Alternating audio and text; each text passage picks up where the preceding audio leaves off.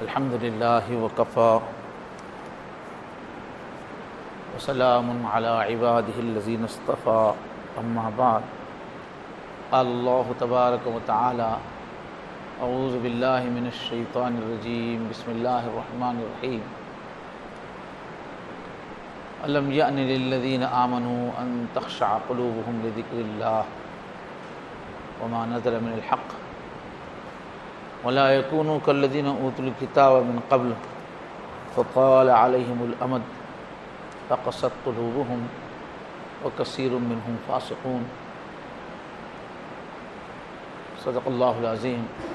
اللهم صل على سيدنا محمد وعلى آل سيدنا محمد وبارك وسلم.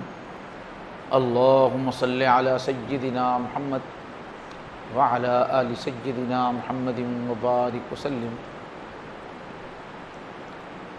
اللهم صل على سيدنا محمد وعلى آل سيدنا محمد وبارك وسلم. بہت ہی احترام کے قابل، بڑی عزت اور بڑے اکرام کے لائق بزرگوں، عزیزوں، دوستوں، ہماری زندگی میں پھر سے قیمتی دن شروع ہو چکے ہیں. شعبان کا مہینہ شروع ہو چکا ہے، جس کو حضور نے فرمایا یہ میرا مہینہ ہے. رمضان اللہ کا مہینہ ہے، شعبان فرمایا میرا مہینہ ہے. اور شعبان اس لیے نکتے بتائے ہیں، حضرت عبدالقادر جیلانی نے فرمایا کہ چونکہ اس میں اللہ کی رحمت کے مختلف شعبے، بے شمار شعبے کام کرتے ہیں، نہ خوب اللہ کی رحمت پھیلتی ہے، اس لیے اس کو شعبان کہا گیا. رمضان کے آنے سے پہلے ہی رجب کا چاند دیکھ کے حضور رمضان کی یاد کرتے تھے، اس کی دعا کرتے تھے، اے اللہ رجب اور شعبان میں برکت عطا فرمائیے اور ہم کو رمضان تک پہنچائیے. بلغنا الی رمضان. یہ 2 مہینے اچھے گزرے ہیں، تیاری میں گزرے ہیں، اور رمضان آئے اور ہم رمضان تک پہنچیں اور پھر رمضان سے بھرپور استفادہ کریں. تو ضرورت اس بات کی ہے کہ ابھی سے ہم اپنی عبادتوں میں اضافہ کریں، اپنا مزاج ایسا بنائیں کہ رمضان میں اچھی محنت ہو سکے، خوب کمائی ہو سکے آخرت کی. تو اللہ کے رسول جو ہے رمضان کے علاوہ سب سے زیادہ روزے اسی مہینے میں رکھتے تھے، بلکہ تمام مہینہ ہی روزہ رکھتے تھے حضور، تاکہ پہلے سے جسم پوری طرح ہلکا ہو جائے، روحانیت کی پاکیزگی پوری طرح کامل ہو جائے، اور رمضان شروع ہو تو پہلی رمضان سے ہی پوری برکتیں حاصل ہو. رمضان کے روزے عبادتیں پورے معیار کے ساتھ ہو. تو پورا مہینہ حضور اس کی مشق کرتے تھے، روزہ رکھتے تھے. البتہ امت کو حضور نے نصیحت کی ہے کہ رمضان شروع ہونے سے پہلے کے جو دن ہیں، نہ شعبان کی آخری تاریخوں میں روزے نہ رکھے، تاکہ جسم ذرا مضبوط رہے، رمضان کے لیے تیار رہے. لیکن خود حضور رکھتے تھے. اللہ تبارک و تعالیٰ مجھے اور آپ سب کو اس مہینے میں اپنی ذات عالی کی طرف مزید توجہ اور عبادات میں مزید توفیق عطا فرمائیں. اب ضرورت اس بات کی ہے کہ آدمی عبادتوں کی طرف کب جھکے گا؟ دل کو نرم کرنے کی ضرورت ہے. دل کی جو سختی ہے اس کو توڑنے کی ضرورت ہے. آدمی کو جب زندگی اس کی سکون سے گزرتی رہتی ہے اور اس کی زندگی میں تنگی نہیں رہتی ہے، سب ضرورتیں پوری ہوتی رہتی ہیں، تو اس کا ایک برا اثر یہ پڑتا ہے کہ دل سخت ہو جاتا ہے. اب ایک آدمی ہے، نعمتیں ہیں، خوشیاں ہیں، وسعت ہے، لیکن ہر وقت ذکر کی کیفیت میں ہے، شکر کی کیفیت میں ہے، اپنا مال دین کے لیے خرچ کرتا جا رہا ہے، رجوع الی اللہ کی کیفیت ہے، اس کو تو نقصان نہیں ہوگا. لیکن عام آدمی کو خوشحالی سے نقصان ہوتا ہے، دل سخت ہو جاتا ہے. جب دل سخت ہو جاتا ہے تو پھر عبادات میں کیفیت نہیں رہتی، بہت مشکلات ہوتی ہیں. تو بہرحال ضرورت اس بات کی ہے کہ دل ہمارا تھوڑا سا نرم پڑے، تو اس کے لیے اللہ تعالیٰ کی جو خشیت ہے، ڈر اور خوف ہے، اس مضمون کو پھر سے دہرانے کی طرف خیال جا رہا ہے کہ اللہ تعالیٰ کی خشیت کے موضوع کو ہم سمجھیں۔ اصل چیز تو اللہ سے ہمارا رشتہ محبت کا ہے، جیسا کہ سورہ فاتحہ کا بیان ہوا تھا تفصیلی۔ وہ سورہ فاتحہ جو روزانہ ہم 40 مرتبہ پڑھتے ہیں تقریباً، اس میں اللہ تعالیٰ کا جو تعارف ہے وہ محبت کی لائن سے ہی ہے کہ اللہ ہی ہمارے پالنے والے ہیں، اور اللہ تعالیٰ بہت ہی پیار سے رحمت سے پالنے والے ہیں، اور رحمان بھی ہیں، رحیم بھی ہیں۔ البتہ وہ اللہ تعالیٰ انصاف پسند بھی ہیں، تو پورا جو بیان تھا وہ رحمت ہی کا بیان تھا۔ تو اصل تو بندوں کا ہمارا جو اللہ سے تعلق ہے وہ پیار کا ہی ہے کہ اللہ تعالیٰ نے ہمارے اوپر انعامات کی، احسانات کی بارش کی ہوئی ہے، اشرف المخلوق ہم کو بنایا ہے، اور ہمارے لیے جنت تیار کر کے رکھی ہے جہاں ہر قسم کی نعمتیں دینے کی تیاری ہے۔ اس وجہ سے اصل جو رشتہ ہے وہ تو اللہ کا ہم سے محبت کا ہی ہے۔ اللہ فرماتے ہیں والذین آمنوا اشد حبا للہ، کہ جو ایمان والے ہیں وہ اللہ تعالیٰ سے شدید محبت رکھتے ہیں۔ اللہ تعالیٰ ہے ہی محبت کرنے کی چیز، اس لیے کہ ہر اچھی صفت اللہ تعالیٰ کے اندر ہے، ہر کمال اللہ تعالیٰ کے اندر ہے۔ یہ فان بند کرا دیں، ہاں۔ اور اللہ کی نعمتوں میں ہم گھرے ہوئے ہیں صبح سے شام تک۔ اے سی، ہاں اے سی، ہاں اے سی بند۔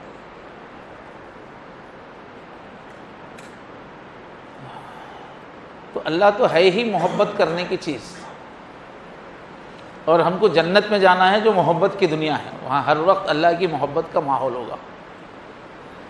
لیکن وہ محبوب ذات جو ہماری ہے، بہت بڑے جو محسن ہیں، ہمارے لیے جو سب کچھ ہیں، وہ اللہ اصل میں بہت بڑے ہیں، بہت طاقتوں والے ہیں، بہت قدرتوں والے ہیں۔ تو جو بہت بڑا ہوتا ہے تو اس کا ایک روب ہوتا ہے، اس کا ایک جلال ہوتا ہے، اس کی شان ہوتی ہے۔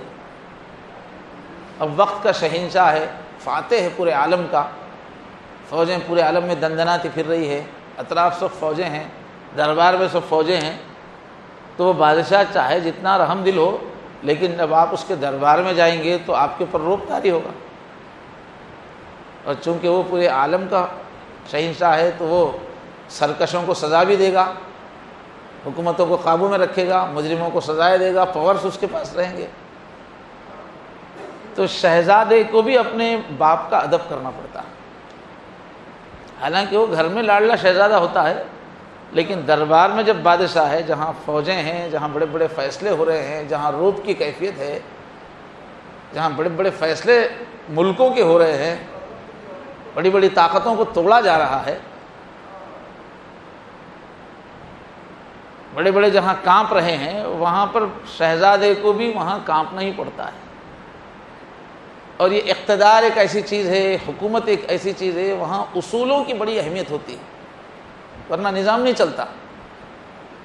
چاہے کتنا پیار بھرا رشتہ ہو، اصول بہت ہوتے ہیں۔ چنانچہ وہ مشہور واقعہ ہے جہانگیر کا،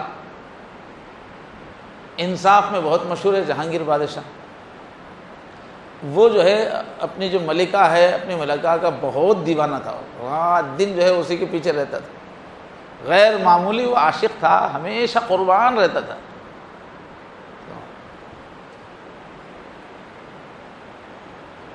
لیکن جو ہے انصاف کا اس کا دربار میں مقدمہ آ گیا۔ کچھ لوگ آئے کہ بھئی ہمارے آپ کے محل سے جو ہے تیر چلا اور آ کے ہمارے بچے کو لگا اور اس سے بچہ ختم ہو گیا ہمارا، ہم کو انصاف چاہیے۔ بادشاہ نے تحقیق کیا تو پتہ چلا جو محبوب ترین بیوی ہے اسی نے وہ تیر چلایا تھا اسی۔ اب اصول کے اعتبار سے جو ہے وہ تو بادشاہ نے بالکل کچھ نہیں دے گا، سختی سے حکم دیا لاؤ، اور جلاد سے کہا کہ اس کا سر اڑا دو۔ حالانکہ اس بیوی کے بغیر وہ ایک سیکنڈ نہیں رہ سکتا تھا، مر جاتا تھا وہ، لیکن بادشاہ ہے، اس کے اصول ہیں، ضابطے ہیں، اس نے حکم دیا کہ بالکل اس کو قتل کر دو، اس کو جو ہے جلاد کو حکم دے دیا۔ یہ منظر دیکھ کر جو مقتول لڑکا تھا اس کے والدین کو رحم آ گیا۔ انہوں نے آ کے بائشہ سے کہا کہ نہیں بائشہ سلامت، ہم جو ہے اپنے بچے کا خون معاف کرتے ہیں، ملکہ کو آپ مت جو ہے قتل کروائیے۔ اس کے بعد فوراً دربار برخاست کیا، اس نے اندر جا کے ملکہ کے قدموں میں پڑ گیا، روتے ہوئے قدموں میں پڑ گیا، اگر تم نہ ہوتی تو میری زندگی کیا ہوتی، میں تو مر جاتا ہوں۔ تو بادشاہی کی ایک شان ہوتی ہے، ایک روب ہوتا ہے۔ تو اللہ تعالیٰ شہنشاہ کائنات ہیں، بہت فوجوں والے، بہت طاقتوں والے، بہت انرجی۔ کائنات میں کتنی بڑی انرجی نظر آ رہی ہے، سورج کتنا انرجی سے بھرا ہوا ہے، کتنی بڑی بڑی مخلوقات ہے۔ اتنی بڑی مخلوقات والا وہ جلال والا ہوگا۔ اللہ کے چہرے کے بارے میں آتا ہے، ہم یہ چہرہ تو تصور نہیں کر سکتے، وہ دوسری دنیا۔ فرمایا اللہ کے چہرے کی چمک ایسی ہے، جیسے کوئی خوبصورت آدمی ہے، جوان ہے، تو صحت مندی کی وجہ سے اس کے چہرے پہ ایک چمک رہتی ہے۔ تو فرمایا اللہ تعالیٰ کے چہرے کی چمک ایسی ہے، اتنی تیز اس کی روشنی ہے کہ اللہ تعالیٰ نے اپنے چہرے کے آگے 70,000 پردے رکھوا دیے ہیں، ڈلوا دیے، تاکہ وہ نور آگے نہ بڑھے۔ اور بخاری شریف میں لوِن کشفت لأحرقت سبحات وجہی منتہا الیہ البصر، اگر اللہ تعالیٰ اپنے چہرے کے سامنے کے پردے ہٹا دیں تو پھر جہاں تک نگاہ جائے گی سب جل کے ختم ہو جائے گا۔ یہ تو چہرے کی چمک ایسی ہے، اللہ کی طاقت کتنی ہوگی صاحب۔ تو ہمارے اللہ محبوب ہیں مگر بہت بڑے ہیں، بہت طاقت والے ہیں۔ پورے انسان ملا کر بھی، آدم سے لے کے اب تک پورے انسان ملا کر بھی اللہ کے سامنے ایک چونٹی کے برابر بھی نہیں ہے، بہت بڑی طاقت ہے۔ اس وجہ سے وہاں محبت کے ساتھ ادب ضروری ہے، ڈر ضروری ہے۔ اور اللہ تعالیٰ کے اپنے اصول ہیں پوری کائنات کو چلانے کے، زبردست اصول ہیں۔ جب اللہ کا اصول کام کرتا ہے تو زلزلہ آتا ہے، پھر ہزاروں کلمے والے مر رہے لیکن اللہ زلزلہ نہیں روکتے، وہ اللہ کا ایک اصول ہوتا ہے۔ اب ترکی میں اتنا زبردست زلزلہ آیا، جو لوگ شہید ہوئے ہیں، مرے ہیں، وہ سب مسلمان ہیں، اللہ تعالیٰ نے زلزلہ بھیجا۔ یہ اور بات ہے اگر سازش ہو تو الگ بات ہے، لیکن زلزلے تو اللہ کی طرف سے آتے ہیں، لیکن اللہ زلزلے روکتے نہیں۔ کتنی مائیں تڑپتی رہتی ہیں، کتنے بچے دم گھٹ کے مرتے رہتے ہیں، کیوں؟ وہ اللہ کی شان اتنی بڑی ہے، نظام اتنا بڑا ہے، سارے انسان مل کے بھی ایک چونٹی کے برابر نہیں،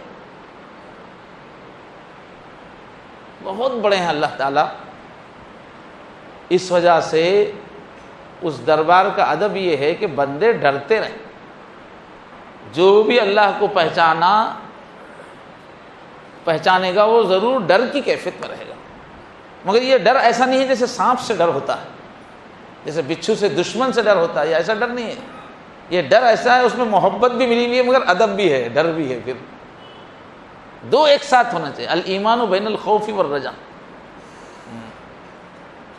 شکایت والا ڈر نہیں، مضر چیز کا ڈر نہیں، کوئی بھیانک چیز کا ڈر نہیں، ہیں اپنے ہی مگر بہت بڑے، بہت طاقتوں والے، ان کے اصول وہ ہوتے ہیں۔ اور ہمارے ساتھ پریشانی یہ ہے کہ ہم لوگ پھسے ہیں، انسان کو جو بنایا گیا ہے خلق الانسان ضعیفا، نیکی کرنا چاہتے ہیں 4 دن میں چھوڑ دیتے ہیں، برائی سے بچنا چاہتے ہیں پھر پھنس جاتے ہیں، نفس ہمارے ساتھ ہے، شیطان ہمارے ساتھ ہے، تو ہم 100% اصولوں پہ ہم چل ہی نہیں سکتے۔ ایک طرف اللہ کے اصول بہت اعلیٰ ہے اور دوسری طرف ہم لوگ پھسے لوگ ہیں۔ کون یہ کہہ سکتا ہے کہ دیکھ لو اللہ تعالیٰ ایک گناہ نہیں ہے میری زندگی میں، ایک بے ادبی نہیں ہے میری زندگی میں، اس واسطے میں کیوں ڈروں گا؟ ایسا کوئی نہیں بول سکتا، اس لیے کہ سستی ہمارے اندر ہے، کاہلی ہمارے اندر ہے، خواہشات ہمارے اندر ہے، قدم قدم پہ غلطیاں ہمارے اندر ہے، اور ہماری پرسنالٹی اتنی ویک ہے کہ اللہ تعالیٰ کا جیسا ادب ہے ویسا ادب ہم کرنا چاہے تو بھی نہیں کر سکتے، جیسی نماز پڑھنا چاہیے ہم چاہ کے بھی نہیں پڑھ سکتے،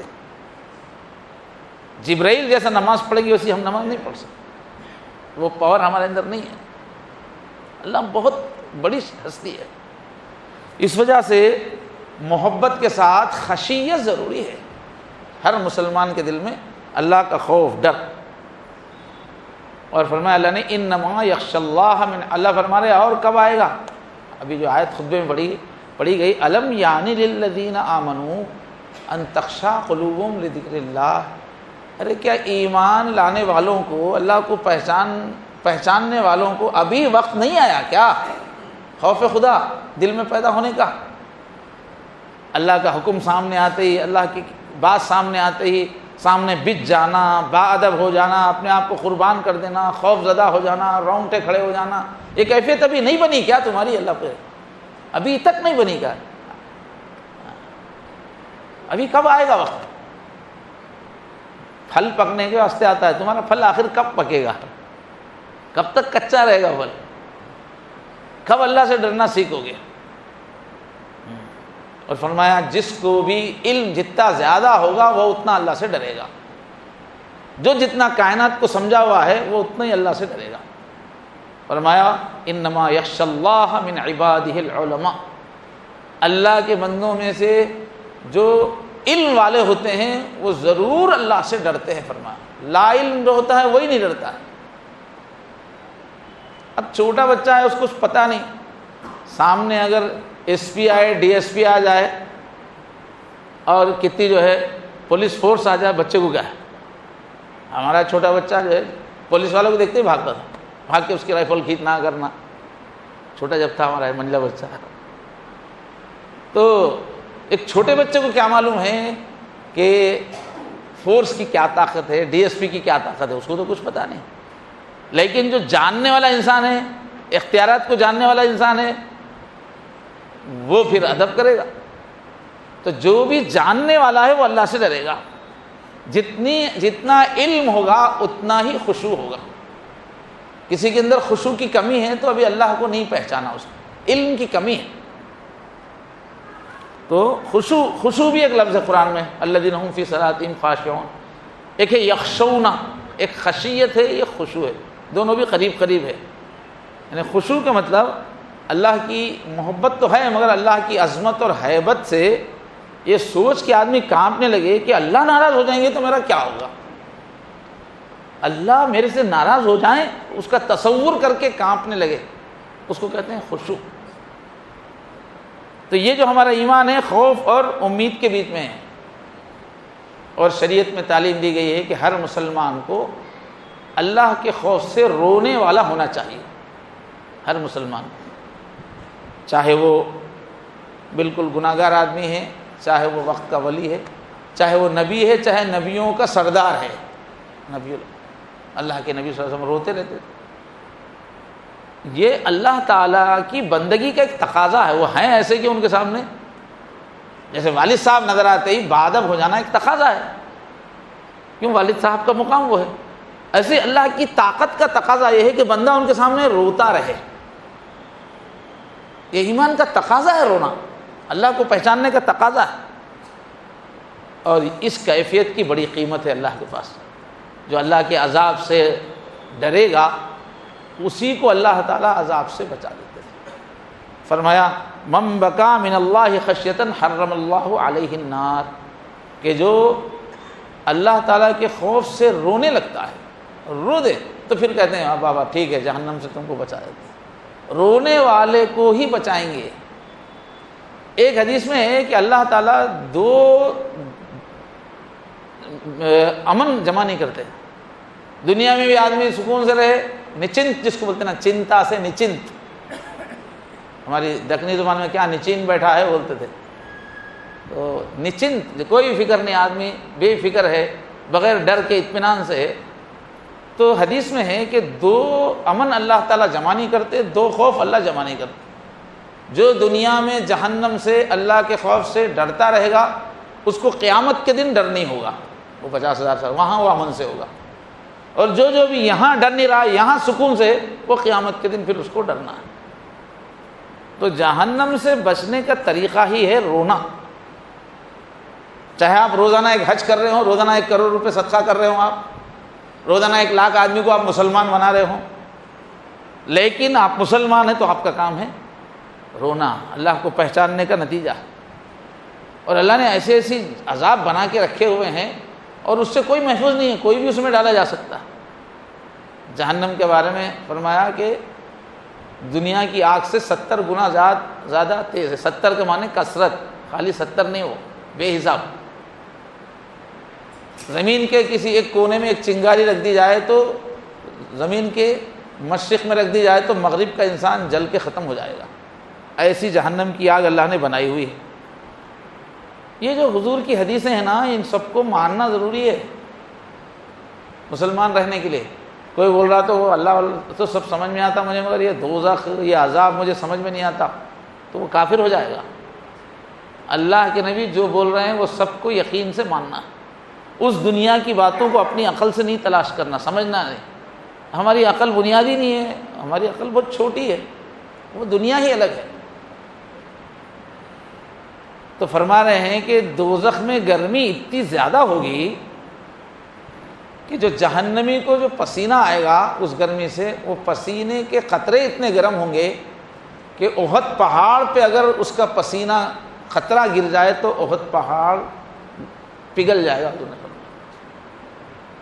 غالباً 14 کلومیٹر کا پہاڑ ہے، وہ فرمایا پگھل جائے گا، اور سخت پہاڑ ہے۔ ایسی گرمی ہوگی دوزخ کی، دوزخی کے پسینے میں۔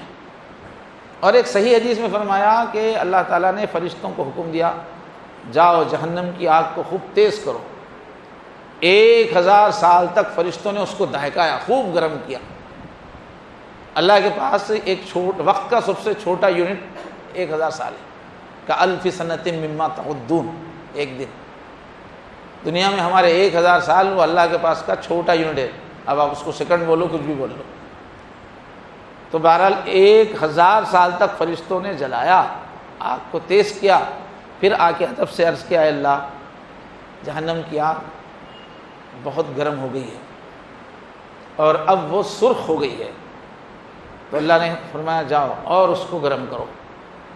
پھر 1000 سال تک اس کو دہکاتے رہے۔ اس کے بعد فرشتے آئے، عرض کیا، یا اللہ بہت گرم ہو گئی ہے، اب اس کی آگ سفید ہو گئی ہے۔ تو اللہ نے فرمایا جاؤ اس کو اور گرم کرو۔ پھر 1000 سال تک اس کو خوب بھڑکایا، پھر آ کے عرض کیا، اے اللہ اب تو بہت گرم ہو گئی ہے، اب جہنم کی آگ کالی ہو گئی ہے، سیاہ ہو گئی ہے۔ تب اللہ نے پھر ان کو چھٹی دی۔ تو اب یہ دیکھیے 1400 سال پہلے کی حدیث ہے۔ آج کی سائنس یہ بول رہی ہے کہ گرمی کی جو انتہا ہے، آگ کی جو انتہا جب ہوتی ہے تو آگ کالی ہو جاتی ہے۔ یہ آج کی سائنس بول رہی ہے۔ دنیا میں جو بڑے بڑے جو سیارے گردش کر رہے ہیں، ہر سیارہ گھوم رہا ہے اپنے آربٹ کے اندر۔ جب کسی سیارے کی اندرونی انرجی ختم ہو جاتی ہے تو وہ آؤٹ آف کنٹرول ہو کر آربٹ سے ہٹنے کا اندیشہ پیدا ہو جاتا ہے۔ اگر وہ آربٹ سے ہٹ کے کسی اور سیارے سے ٹکرا جائے گا تو پورے سیارے آپس میں ٹکرا جائیں گے، نظام پورا بگڑ جائے گا۔ تو اس کے لیے اللہ تعالیٰ نے کائنات میں جگہ جگہ بلیک ہولز رکھے ہوئے ہیں۔ کائنات کے کناروں پر سائنٹسٹ اس کو کہہ رہے ہیں کالے سوراخ کہہ رہے ہیں، کالے سوراخ۔ اس میں جو آگ ہے، اس میں جو حدت ہے، وہ اتنی خطرناک ہے کہ بڑا بڑا یہ سورج جیسا سیارہ، یہ زمین سے لاکھوں گنا بڑا سیارہ اگر بلیک ہول کے قریب جائے گا تو اس کو کھینچ لے گا تو ایک سیکنڈ میں ختم ہی ہو جائے گا جل کے۔ اتنی گرمی ہے بلیک ہول کے اندر، کالی آگ۔ 1400 سال پہلے حضور پر رہ کے جہنم کی جو آگ ہے وہ کالی ہے۔ عام جو آگ ہوتی ہے عام طور پہ وہ سنہری یا لال ہوتی ہے، لیکن یہ نیوکلیئر بھٹی ہوتی ہے، کرنٹ والا جو بنایا جاتا ہے نیوکلیئر انرجی سے، اس کی آگ ایک دم وائٹ ہوتی ہے، وہ ہماری اس آگ سے ہزاروں گنا زیادہ ہوتی ہے، اور اس سے ہزاروں گنا زیادہ ہے وہ بلیک آگ ہے۔ تو جہنم میں جو آگ ہے وہ کالی آگ ہے۔ اس لیے جہنم کے اوپر جو پل ہے، پل صراط، وہاں ایک دم سخت اندھیرا ہوگا، نیچے کالی آگ ہونے کی وجہ سے سخت اندھیرا ہوگا۔ یہ سب حضور بتا رہے ہیں، تو ایسا نہیں سوچنا کہ بس دوسروں کے لیے ہم تو بیٹھ کے جیسے فلم دیکھتے ہیں ایسے جہنم کو دیکھیں گے، ایسا نہیں سمجھنا۔ فوراً میرا کیا ہوگا یہ خیال آنا، میرا کیا ہوگا، میرے پاس کوئی سرٹیفکیٹ ہے کہ یہ جہنم میرے لیے نہیں ہے؟ کسی کے پاس سرٹیفکیٹ نہیں ہے. اس لیے رونا ہے مسلمان کا کام، یا اللہ بچائیے یا بچائیے بچائیے. حضور نے فرمایا، حضرت عبداللہ رضی اللہ عنہ سے روایت ہے کہ رویا کرو، آہیں بھرو، رات کی تنہائیوں میں رو اللہ کے سامنے. اس لیے کہ حضور نے فرمایا کہ تضرعوا وابکوا فإن السماوات والأرض والشمس والقمر والنجوم یبکون من خشیۃ اللہ. اس لیے کہ یہ پوری کائنات ہی رو رہی ہے، پوری کائنات کانپ رہی ہے. حضور نے فرمایا آسمان روتے ہیں، زمین روتی ہے، تمام ستارے روتے ہیں، سورج چاند روتے ہیں. اس رونے کی محفل میں تم ایک ہنستے مت بیٹھو، تم بھی رویا کرو. جو جو اللہ کو محسوس کر رہے ہیں وہ رو رہے. حضور نے فرمایا تم بھی رونا سیکھو. اب آپ لوگ دل میں اپنے سوچئے کہ میں کتنے دن ہوا رو کے، گزشتہ ایک ہفتے میں رویا ہوں میں اللہ کے سامنے جہنم کو یاد کر کے. نہیں روئے ہیں تو کون سا سرٹیفکیٹ ہے آپ کے پاس کہ آپ جہنم سے بچیں گے؟ کیوں نہیں رو رہے؟ کہاں گیا ہمارا ایمان؟ حضور نے فرمایا واللہ لو تعلمون ما اعلم، اللہ کی قسم جو میں جان رہا ہوں، جو میری آنکھیں دیکھ رہی ہیں، میرا علم جو دیکھ رہا ہے، اللہ کی شان، اللہ کی عظمت، اللہ کی پکڑ، اللہ کی فوجیں، اللہ کا گرفت کا نظام، جو پوری کائنات میں بڑی بڑی آگ جل رہی ہے، ستارے ٹکرا رہے ہیں، کیا کیا نہیں ہو رہا کائنات کے اندر. میں جو دیکھ رہا ہوں اگر تم دیکھو گے کیا ہوگا؟ لبکیتم کثیرا ولضحکتم قلیلا، پھر تو تم بس روتے ہی رہو گے، ہنسی تمہاری کم ہو جائے گی. وما تلذذتم بالنساء فی الفرشات، اور بستروں میں عورتوں سے لذت لینا بھول جاؤ گے، ایسے دسترخوانوں پہ مزے اڑانا بھول جاؤ گے. یہاں سے لے کے مہدی پٹنم تک کی پوری ہوٹلیں بیکار ہو جائے گی تمہارے لیے. سب چھوڑ کے تم جنگلوں کو نکل جاؤ گے چیختے ہوئے اگر اس کائنات کی حقیقت کھول دی گئی. کیا اللہ کا روب ہے، کیا جلال ہے، کتنی طاقت کا مظاہرہ ہو رہا ہے. ارے سورج پہ روزانہ کیسے طوفان اٹھتے رہتے ہیں آگ کے، پوری کائنات میں کیا ہنگامہ ہے. فرمایا یتفکرون فی خلق السماء، جو آسمانوں اور زمینوں پہ غور کرتے ہیں جو میرے عقل مند بندے، فرمایا وہ کہتے ہیں ربنا ما خلقت ھذا باطلا سبحانک فقنا عذاب النار. جو بھی آسمانوں پہ غور کرے گا، موجودہ سائنس کی روشنی میں تو غور کرے گا تو ہر طرف آگ ہی آگ ہے. تو وہ کیا کہتے ہیں، یا اللہ اتنا سب آپ نے بیکار تو نہیں پیدا کیا ہوگا، جہنم کی آگ سے بچائیے، کیونکہ ہر طرف آگ نظر آ رہی ہے کائنات میں. بیکار تو نہیں پیدا کی ہوگی آپ نے، ہے آپ کا عذاب جہنم کا. اس وقت سائنٹسٹوں کو جتنی آگ معلوم ہو چکی ہے، جتنے آگ کے سیارے ہیں جو پورے کے پورے آگ ہیں، وہ اتنی بڑی تعداد میں ہیں کہ ایک ایک انسان کو ایک ایک سورج میں ڈالا جائے گا تو انسان ختم ہو جائیں گے، آگ کے سورج بچ جائیں گے. اتنی آگ تو ہے آلریڈی. ہم میں سے ایک ایک کو ایک ایک سورج میں ڈالا جا سکتا ہے، اتنی آگ ہے، اتنے سیارے آگ والے ہیں. اس لیے جو کائنات پہ غور کرتا ہے، یا اللہ اتنی آگ خالی تو نہیں ہوگی، مجھے بچائیے، جہنم سے بچائیے، یہ اس کی طلب ہو جاتی ہے. تو میرے بھائیوں، اور اسی حدیث میں حضور نے فرمایا کہ کائنات میں خوف کا، دبدبے کا، لرزنے کا یہ عالم ہے کہ 4 انگل جگہ کائنات میں کہیں ایسی بچی بھی نہیں ہے جہاں کوئی نہ کوئی فرشتہ خوف سے سجدے میں پڑ کے کانپ نہیں رہا ہو. فرشتے کانپتے ہیں. حضور نے جب معراج میں دیکھا بڑے بڑے فرشتے کانپ رہے تھے، کوئی سجدے میں، کوئی رکوع میں. علامہ اقبال کہتے ہیں مقام پرورش آہ و نالہ ہے یہ چمن، نہ سیر گل کے لیے ہے نہ آشیاں کے لیے. یہ دنیا میں اپنی آہوں کو بڑھاؤ، اپنا رونا بڑھاؤ. روئیں گے نہیں تو کیا کریں گے؟ کون سی طاقت ہے ہم کو پتہ ہی نہیں ہے. پیدا کرنے والا کون ہے نظر نہیں آ رہا ہے، بارشیں برسانے والا نظر نہیں آ رہا ہے، دھوپ لانے والا نظر نہیں آ رہا ہے. ادھوری معلومات ہے ہماری، یہاں سکون سے کیسے رہیں گے؟ چھپی ہوئی طاقت معلوم نہیں کون سی طاقت ہے. تو کہہ رہے ہیں کہ دنیا رونے کے لیے ہے. پرورش آہ و نالہ، رونا سیکھو یہاں. نہ یہ سیر گل کے واسطے نہیں ہے، ٹورزم کے نہیں ہے. آج ٹورزم شیطان نے کتنا پھیلا دیا ہے، انسانوں کا کتنا پیسہ ٹورزم پہ جا رہا ہے. وہ ٹورزم جو اللہ کو بھلانے کے لیے، عیش کے لیے ہے، وہ ٹورزم نہیں جو انسانوں کی خدمت کے لیے یا عبرت کے لیے، کچھ نفع کے لیے۔ خالی گھومنے کا کیا مطلب ہے؟ کتنا پیسہ خرچ کر رہے ہیں ٹورزم پہ؟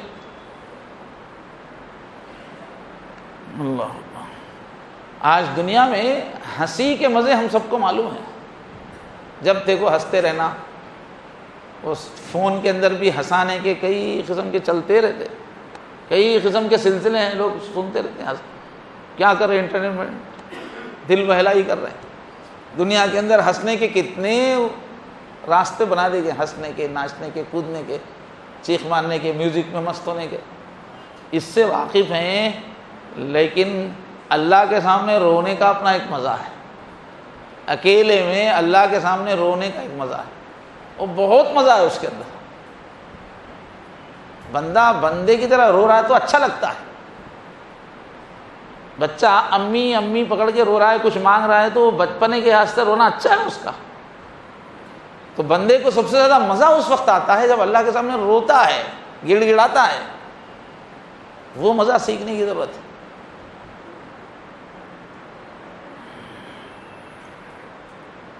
ہنسنے والے کو ایک اللہ والے ڈانٹ رہے ہیں کہ ہنسنے والے 32 دانت دکھتے رہتے ہیں، تو اے ہنسنے والے، دانت نکال کے تو ہنس رہا ہے، ذرا بکری جو کاٹ کے اس کا منڈا آتا ہے، جب سرا جو اس کا آتا ہے اس کو دیکھو، بکرا ذبح ہونے کے بعد جو اس کا سرا ہے اس کے بھی 32 دانت نظر آتے رہتے ہیں، تو وہ کیسا لگ رہا ہے؟ وہی تمہارا انجام ہونے والا ہے، کیوں اتنا ہنس رہے ہو؟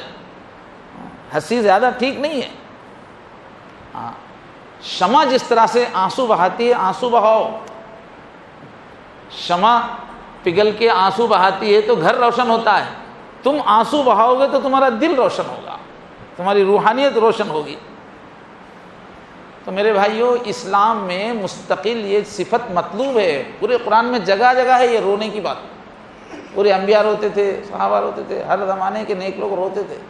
رونا مومن کی ایک صفت ہے، جیسے دیکھنا ایک صفت ہے انسان کی، بولنا ایک صفت ہے انسان ہونے کے ناطے، چلنا ایک صفت ہے، مومن کی ایک صفت ہے رونا۔ جو روتا نہیں ہے وہ اپنی قسمت پہ روئے،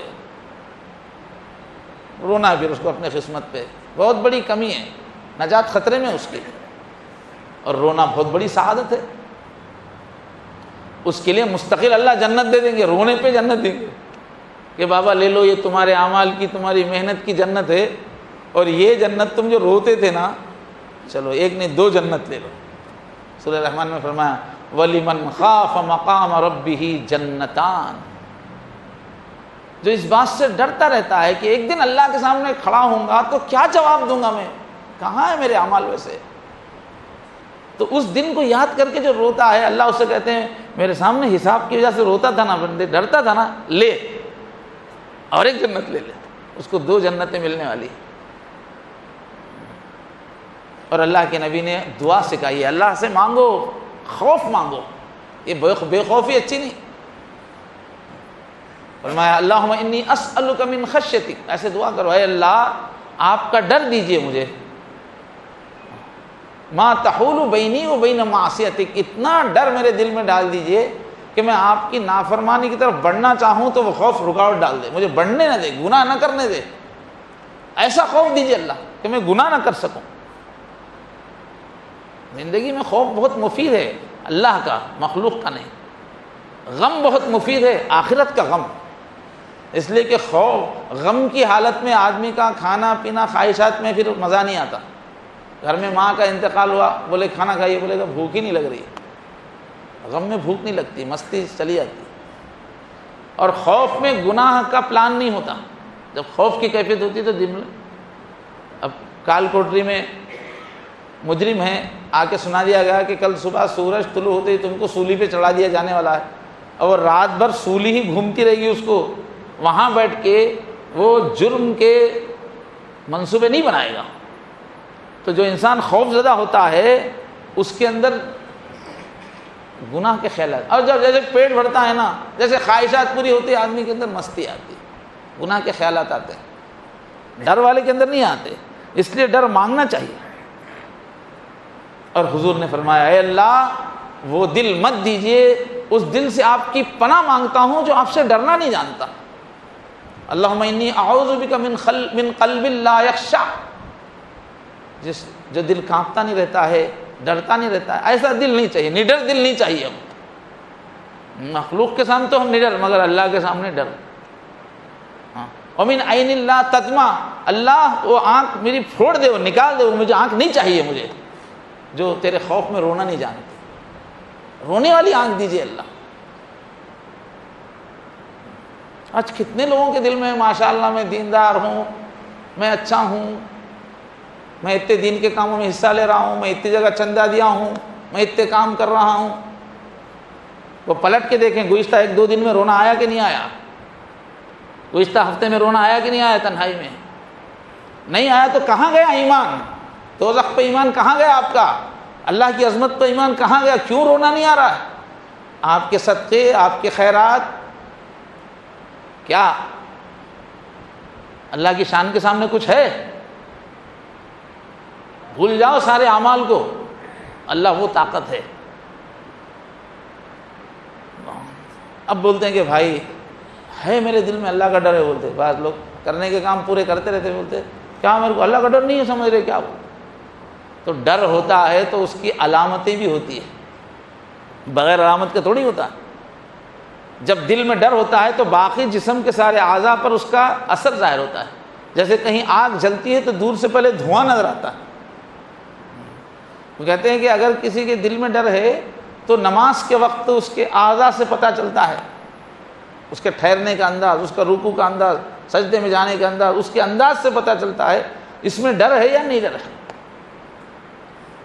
جو ڈر اور ادب والا ہوتا ہے اس کے اندر تعدیل ارکان، خشوع با ادب کھڑا ہوا ہے، رکوع میں جا رہا ہے، سجدے میں جا رہا ہے تو دیکھ کے پتہ چلتا ہے کہ یہ اللہ کے ڈر سے بھرا ہوا انسان ہے۔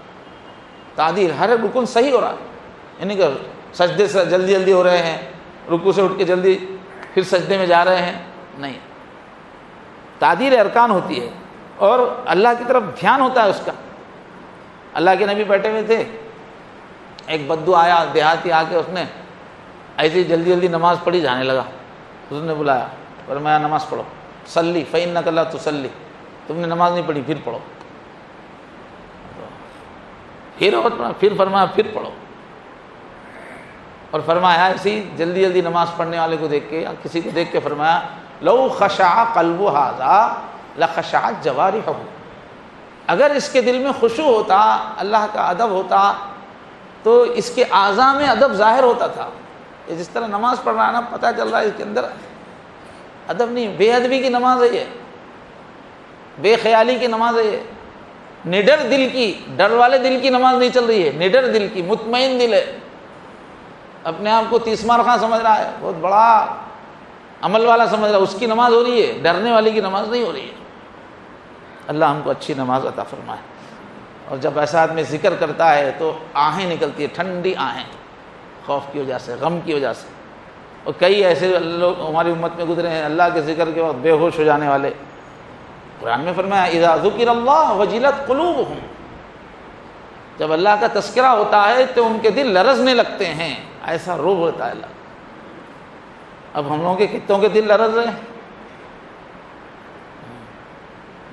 تو مومن وہ ہوتے ہیں اللہ کو پہچاننے والے، جب اللہ کا تذکرہ ہو تو ان کے دل کانپنے لگتے ہیں، رونگٹے بال کھڑے ہو جاتے ہیں۔ اور جب قرآن ان کے سامنے پڑھا جاتا ہے تقشعر منہ جلود الذین یخشون ربہم، جب آیتیں پڑھی جاتی ہیں تو جن کے دل میں خشیت ہے ان کے بال کھڑے ہو جاتے ہیں، ان کے رونگٹے کھڑے ہو جاتے ہیں، بجلیاں جسم میں لہریں چلتی رہتی ہیں خوف کی وجہ سے۔ حضرت ابراہیم علیہ السلام اللہ کے خلیل ہیں، دوست ہیں، حبیب ہیں، نام ہی خلیل اللہ ہے، لیکن اواہ، بہت آہیں بھرتے تھے، بہت روتے تھے۔ اس لائن میں رونا کمپلسری ہے، عبادت کی لائن میں، بندگی کی لائن میں۔ اور جس کے دل میں اللہ کا خوف ہوتا ہے وہ پبلک کے ساتھ کیسا رہتا ہے، اپنے بچوں کے ساتھ، اپنے رشتہ داروں کے ساتھ، اپنے پڑوسیوں کے ساتھ وہ کیسا رہتا ہے؟ حلم اس میں ہوتا ہے، وہ جلدی غصے میں نہیں آتا، وہ جو منہ کو آیا نہیں بولتا، وہ لوگوں سے الجھتا نہیں، اس کے اندر حلم ہوتا ہے، ٹالرنس ہوتا ہے اس کے اندر، برداشت ہوتی ہے اس کے اندر۔ کیوں؟ اللہ کے ادب، اس کا اپنی ہی فکر اس کو پڑی ہوئی ہے تو دوسروں پہ کیا غصہ کرتا بیٹھے گا؟ چھوٹی بات کا بتنگڑ کیا بنائے گا؟ برداشت. جو بھی اللہ سے ڈرتے ہیں وہ مخلوق کے ساتھ حلم کا معاملہ کرتے ہیں، برداشت کے ساتھ چلتے ہیں. ڈانٹنا، ڈپٹنا، ناراض ہو جانا سب جلدی نہیں کرتے. سب اللہ اور اللہ کے سامنے خوف کی کیفیت ہوتی ہے. تو جو رات دن اس طرح سے اللہ کی عظمت کو سوچتا رہتا ہے، اللہ کی بڑائی کو دیکھتا رہتا ہے، پھر اس کے دل پر ایسی اللہ کی بڑائی کا اثر چھاپ پڑ جاتی ہے کہ پھر وہ گناہ ہی نہیں کر سکتا. اور اسی مشق کے لیے یہ آپ کی نماز جمعہ ہے، اور اسی مشق کے لیے روزانہ آپ کی 5 وقت کی نماز ہے کہ اللہ کی عظمت کو دیکھنے والی نگاہ پیدا کرو. ہمیشہ اللہ کے جو کتنے گریٹ ہیں اس پہ نظر رہے، کتنی طاقت والے ہیں. اس کی مشق کے لیے بلایا جا رہا ہے روزانہ نماز کو. اپنے اپنے کام میں مصروف ہیں، امام صاحب کہہ رہے ہیں اللہ بڑے ہیں آ جاؤ، اللہ بڑے ہیں آ جاؤ. اب مسجد آ گئے تو اب نماز شروع کرتے وقت مؤذن صاحب اقامت میں پڑھ رہے ہیں اللہ بڑے ہیں، آ کے کھڑے ہو جاؤ لائن سے، بعد اب کھڑے ہو جاؤ. یہ نماز شروع ہوتے ہی رکوع سجدہ میں امام صاحب بڑے اللہ بڑے ہیں، اللہ بڑے ہیں. اللہ کی عظمت سوچنے کی مشق ہے نماز، اللہ کی بڑائی دل میں بٹھانے کی نماز. شروع کیسا کرتا ہے؟ انی وجہت وجہی للذی فطر السماوات والارض حنیفا، کہ میں اب پوری مخلوقات کو میں نے چھوڑ دیا ہے، بیوی بچے مکان دکان، اب جو خالق ہے اب خالق کی طرف میں نے رخ کر لیا ہے. یہ جتنی مخلوقات ہیں ان کو میں نے پھینک دیا پیچھے، اب جو خالق ہے بس اس کے سامنے آ گیا ہوں. وما انا من المشرکین، میں ہر وقت توجہ آپ کی طرف رکھوں گا، دوسروں کو اس میں شریک نہیں کروں گا. میری نگاہ ہمیشہ اللہ آپ پہ رہے گی، آپ کی عظمت پہ رہے گی. یہ مشق ہے روزانہ کی نماز. بہرحال خشیت جو ہے اسلام میں ہر آدمی کے لیے ضروری ہے. کوئی یہ نہ سوچے کہ بھائی میں کیوں کون سے گناہ کر رہا ہوں، میں کیا زانی ہوں، میں ڈاکو ہوں، میں قاتل ہوں، میں کیا کر رہا ہوں، میں کیوں ڈروں گا مولانا. ایسا نہیں ہے. یہ ایمان کا تقاضا ہے، یہ اللہ کو پہچاننے کا تقاضا ہے.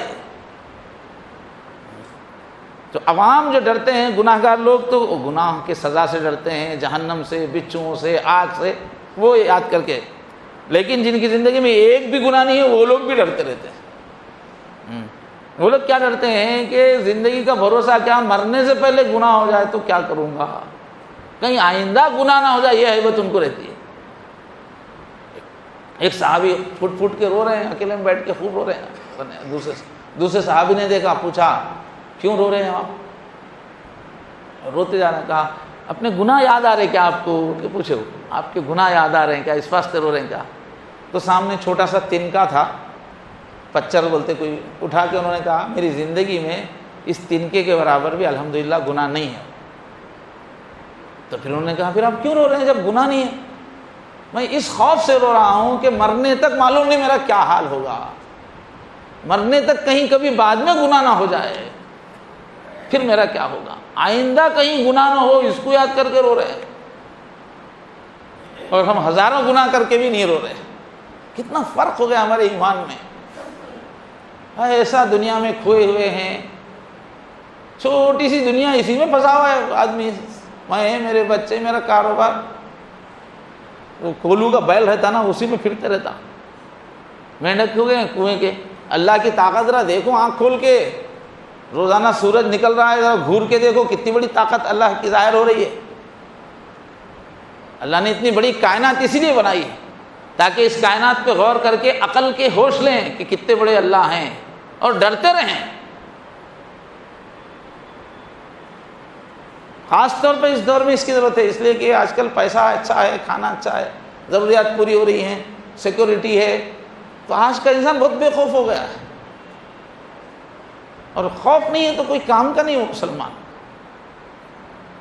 تھوڑے صدقے کر کے بہت مطمئن ہو، میں تو بہت صدقے کیا، تھوڑی نمازیں پڑھ کے بہت مطمئن، میں تو نماز ہوں. ایک نماز قبولیت کے قابل نہیں. ہماری ایک ایک نماز اللہ تعالیٰ کی گستاخی ہے. اللہ کے سامنے آ کے کھڑے کہ اللہ کی بے ادبی کرتے ہیں ہم لوگ. ضرورت اس بات کی ہے کہ ہم سب اللہ تعالیٰ سے مانگے اے اللہ اپنی خشیت عطا فرمائے. ایک صحیح سمجھدار دماغ دیجیے اللہ، یہ بدو بیوقوف اس دماغ سے مجھے چھٹکارا نصیب فرمائے. وہ دماغ جو عقل مند ہو، جو اللہ کی عظمت کو سمجھتا ہو، وہ دل جو سخت پتھر نہیں بن گیا ہو، جو اللہ کے سامنے روتا ہو.